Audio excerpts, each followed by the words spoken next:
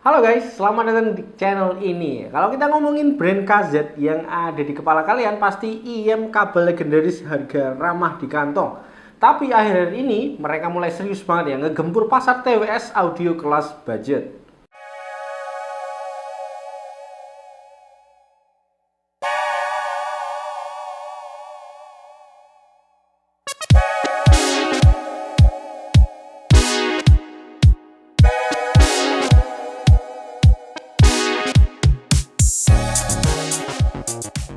Di meja sekarang udah ada dua TWS jagoan dari KZ di kelas budget, yaitu KZ Karol reguler dan adiknya yang paling baru KZ Karol Pro.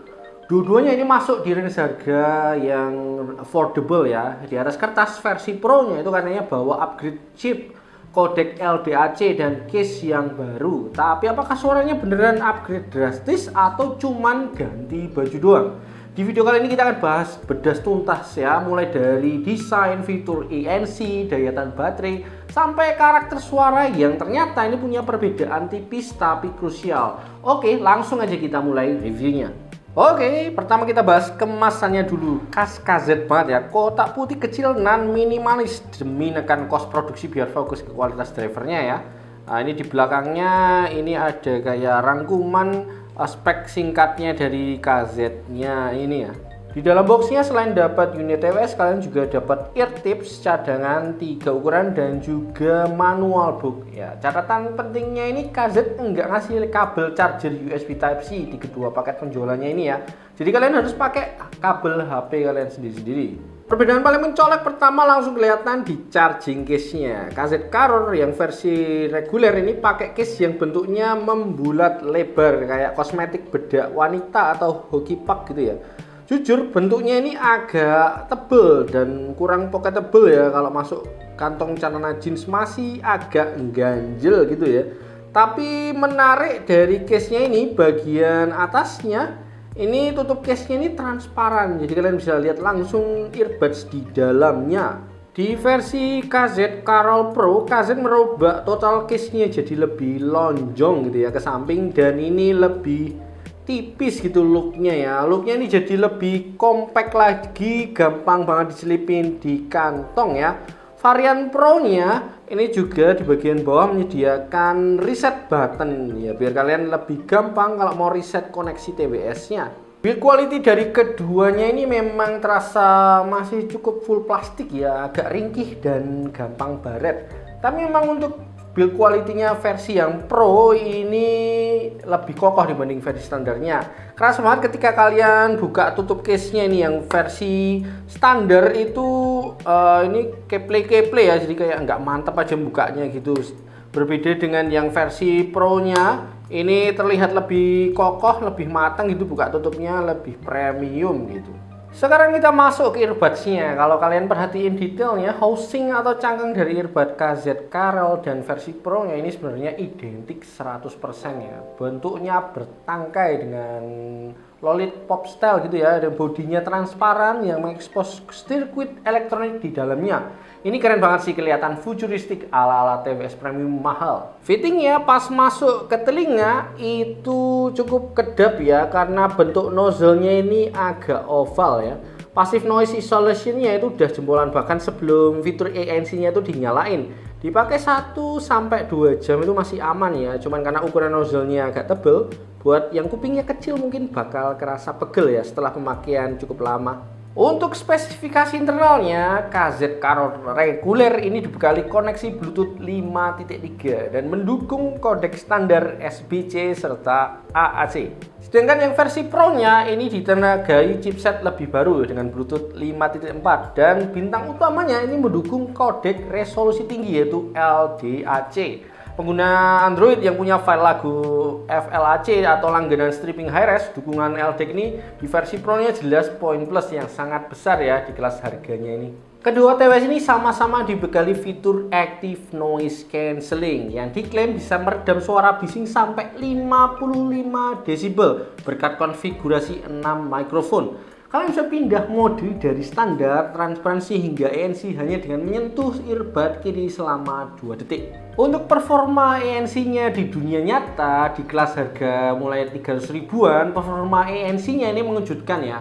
Suara konstan frekuensi rendah kayak gemuruh AC, mesin kulkas, atau suara jalanan ini bisa diredam dengan cukup baik. Tapi kalau untuk suara yang cukup tinggi frekuensinya, misalnya seperti suara orang ngobrol, klakson yang melengking, peredamnya ini masih agak tembus ya. Ya mana ini wajar banget lah buat TWS budget ya. Mode transparansinya ini juga cukup natural ya. Kita masih bisa dengar suara sekitar tanpa efek digital yang berlebihan. Untuk urusan baterai, kapasitas earbud ini sama-sama di 40 mAh ya. Perbedaan kapasitas baterainya ada di case-nya. Di versi standar itu case-nya punya baterai 400 mAh. Kalau di yang versi Pro itu case-nya 300 mAh. Di versi reguler kalian bisa dapat total baterai bareng case-nya itu sampai 42 jam. Sedangkan di versi Pro karena ukuran case-nya diperkecil dan penggunaan codec yang lebih tinggi atau LDAC itu memakan daya yang lebih besar, total daya tahannya itu sedikit turun di sekitar 35 jam. Tapi untuk pemakaian sekali pakai itu earbuds ini masih kuat bertahan 6 sampai 7 jam ya tanpa ANC.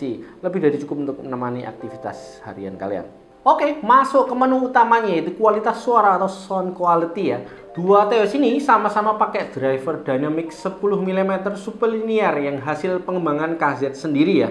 Tapi tuningan suaranya ini punya perbedaan karakteristik yang cukup menarik. Kita mulai dari KZ Carol reguler dulu. Untuk KZ Carol yang reguler ini karakter suaranya cenderung fun ya, dengan bass yang dominan, punchy, bulat, dan padat. Bassnya ini punya energi dan kedalaman sub bass yang asik banget buat lagu-lagu EDM, hip hop, atau pop masa kini. Vokalnya terasa natural, berbobot, tapi posisinya agak sedikit mundur ke belakang ya. Terus treble-nya ini aman, ngecering dapat halus ya, jadi nggak bikin telinga cepet capek atau nusuk. Cuma minusnya kalau lagu yang kita putar terlalu rame instrumennya, separasi antar alat musiknya agak sedikit keteteran karena ketutup dominasi bassnya.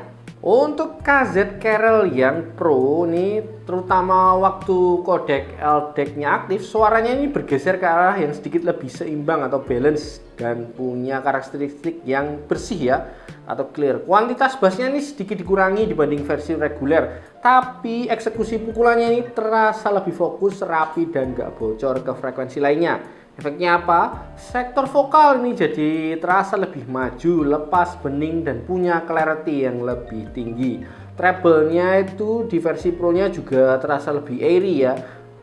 Punya string yang juga detail kecil juga kedengeran dengan jelas. Soundstage-nya juga ini terasa sedikit lebih megah ke kanan dan ke kiri. Oke, ringkasannya kalau kalian bener-bener suka bass yang jedak-jeduk bertenaga untuk harian, KZ Carol yang reguler ini bakal lebih muasin kalian.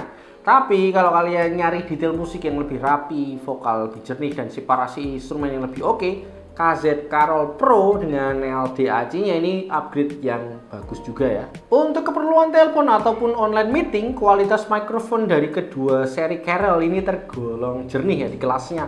Suaranya terdengar tebal karena algoritma AI peredam anginnya bekerja dengan baik. Buat kalian yang suka main game, latency gamingnya ini juga aman banget ya. Kedua TWS ini punya mode high performance atau low latency di kisaran 55 millisecond. Dipakai main PUBG, Mobile, atau Mobile Legend, jeda suara tembakan atau langkah kaki ini masih sangat minim dan sinkron lah ya.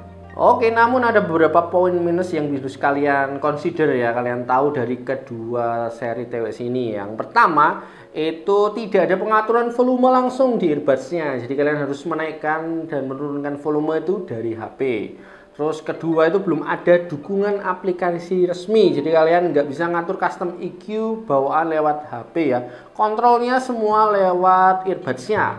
Terus nozzle ovalnya itu cukup lebar ya. Ini membuat kalian agak sulit ketika mengganti tips pihak ketiga standar pasaran. Oke, masuk ke kesimpulan. Kalian pilih mana nih antara Carol yang biasa atau yang versi Pro-nya? Kalau kalian punya budget mepet di angka 300.000 ya, yang pas gitu, dan pakai HP iPhone gitu yang memang tidak ada support LDAC-nya kalian, dan juga pencinta bass yang tebal gitu, KZ Carol yang reguler ini udah lebih dari cukup ya untuk bikin puas telinga kalian. Tapi kalau kalian punya budget lebih gitu ya, pakai HP Android yang sudah mendukung kodek kualitas tinggi kayak LDAC gitu, terus butuh case yang lebih compact biar gampang dibawa kemana-mana, serta pengen karakter suara yang lebih jernih, detail dan berimbang, KZ Carol Pro ini adalah pilihan mutlak yang wajib kalian ambil. Oke, itu dari review dari KZ Carol dan Carol Pro ya. Kalau kalian sendiri lebih tim Carol yang reguler atau yang versi Pro-nya nih? Tulis pendapat kalian di kolom komentar ya. Jangan lupa juga buat klik like, share, dan subscribe channel ini biar nggak ketinggalan review gadget menarik lainnya. Oke, saya pamit. Bye-bye.